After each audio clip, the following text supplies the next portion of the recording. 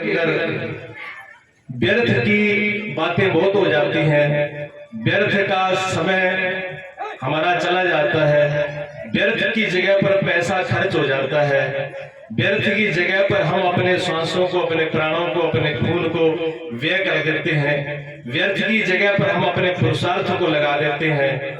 लेकिन शिव के लिए अपने आप को, अपने पुरुषार्थ को लगाना ये उन्हीं की कृपा से ही हो सकता है, उनकी कृपा के बगैर नहीं हो सकता।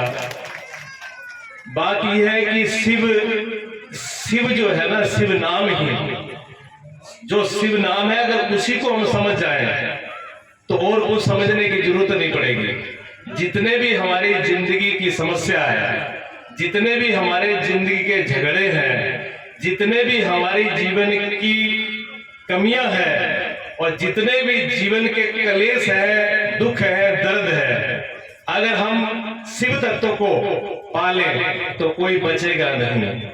उसी का नाम शिव है, उसको कहते हैं कल्याण, उसी को मंगल कहते हैं, उसी को कल्याण कहते हैं, उसी को सुंदर कहते हैं, उसी को आजादी कहते हैं, उसी को मुक्ति कहते हैं, उसी को निर्वाण कहते हैं, उसी को मोक्ष कहते हैं। उसी का नाम है शिव और उनकी कथा आप कर रहे हो।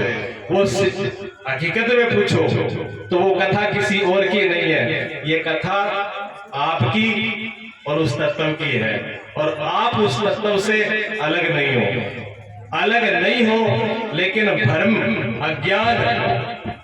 अज्ञानता के वश हम अलग मान रहे हैं, उसी वजह से ये समस्या खड़ी हो रही है। अब पहुंचना किसके पास है? हमें कथा क्यों हो रही है जी? क्यों कथा करा रहे हो? क्यों कथा में बैठे हो? किस लिए आए हो?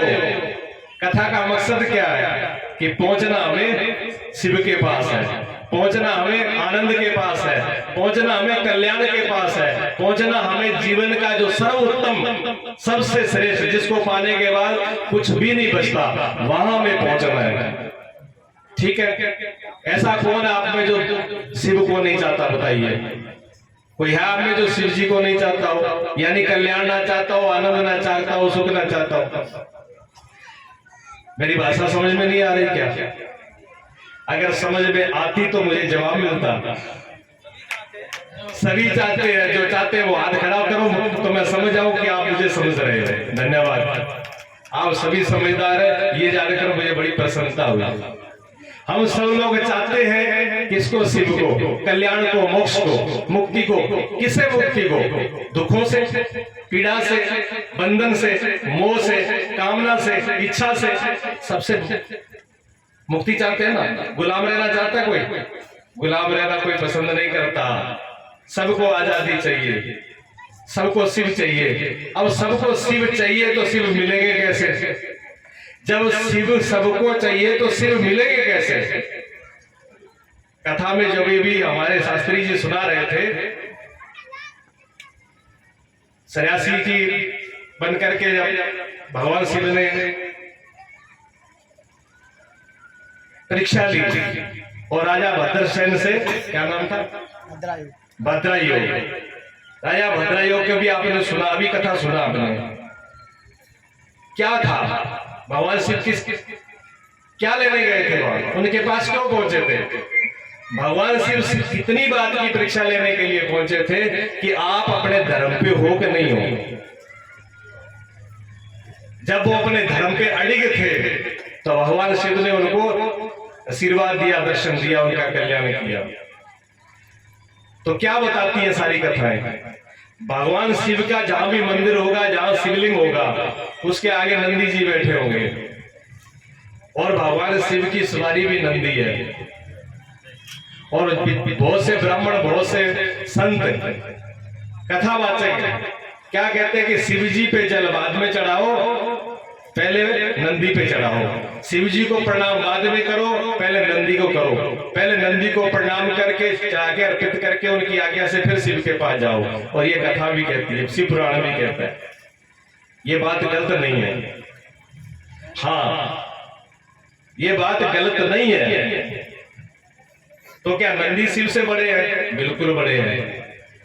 भगवान शिव कहते हैं बिना इस नंदी के। नंदी किसके प्रतीक है? नंदी कौन है? नंदी धर्म है। भगवान शिव कहते हैं मेरे पास आना पड़ेगा तो धर्म का ही रास्ता है, मेरे बीच में धर्म है, वो नंदी जो है धर्म है, उसके बगैर आप मेरे तक पहुंच नहीं सकते। मुझे पहुंचने के लिए उसी का सहारा चाहिए। जैसे बड़े किसी व्यक्ति, प्रधानमंत्री, राष्ट्रपति के पास पहुंचना हो तो हम डायरेक्ट नहीं पहुंच सकते, हमको कोई माध्यम चाहिए। माध्यम जो है वो नंदी है, नंदी मेरे धर्म है। अब धर्म है तो धर्म क्या चीज है, धर्म है क्या? बिना धर्म के हम भगवान तक, बिना धर्म के हम शिव तक पहुंच नहीं सकते। तो ये धर्म क्या चीज है? अब धर्म की बहुत परिभाषाएं होती है जी। कोई कहता है हिंदू धर्म है, कोई कहता है मुसलमान धर्म है, कोई कहता है ईसाई धर्म है, कोई कहता है जैन धर्म है, कोई कहता है बौद्ध धर्म है, कोई कहता है सिख धर्म है। धर्म तो बहुत है, क्या क्या करे, रट्टा ही बहुत तगड़ा है। लेकिन शिव कहते हैं ये कोई धर्म नहीं है, ये कोई धर्म नहीं, इससे काम चलेगा नहीं। धर्म क्या है? धर्म वही है जहां पर आप खड़े हो और वहां आपको क्या करना है। जिस जगह पर आप खड़े हो उस जगह पर आपको क्या करना है, वो धर्म है। अब एक फौजी जो है वो खड़ा है बॉर्डर पे और दुश्मन आक्रमण कर रहा है, तो फौजी का क्या धर्म है? उसको रोकना कि आप हमारे देश पे आक्रमण न करो। अगर वो नहीं रुक रहा तो फौजी का क्या धर्म है?